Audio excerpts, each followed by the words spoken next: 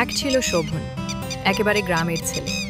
মেঘ দেখলেই ওর মনে হতো, আহা, যদি একটা মেঘের ঘোড়া থাকতো।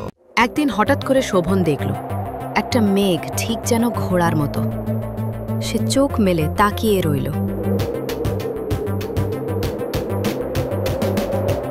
রাতে স্বপ্নে শোভন দেখল সে মেঘের ঘোড়ায় চড়ে আকাশে উড়ছে।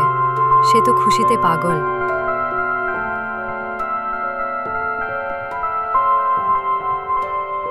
ঘোড়াটা তাকে নিয়ে গেল রংধনু পাহাড়ে, যেখানে গাছেরা গান গায় আর পাখিরা রঙিন কথা বলে।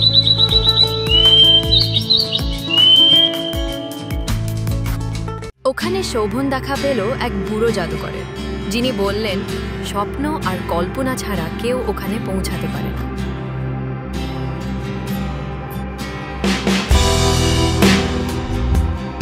শোভন বলল, আমি স্বপ্ন দেখতে ভালোবাসি।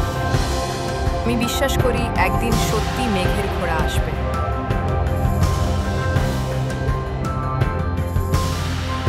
এক ঝাঁকুনিতে ঘুম ভাঙে শোভনের।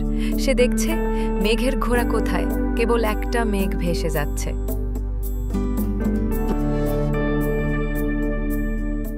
তবুও শোভন জানে, স্বপ্ন দেখার সাহস থাকলে একদিন না একদিন মেঘের ঘোড়া ঠিকই ধরা দেবে।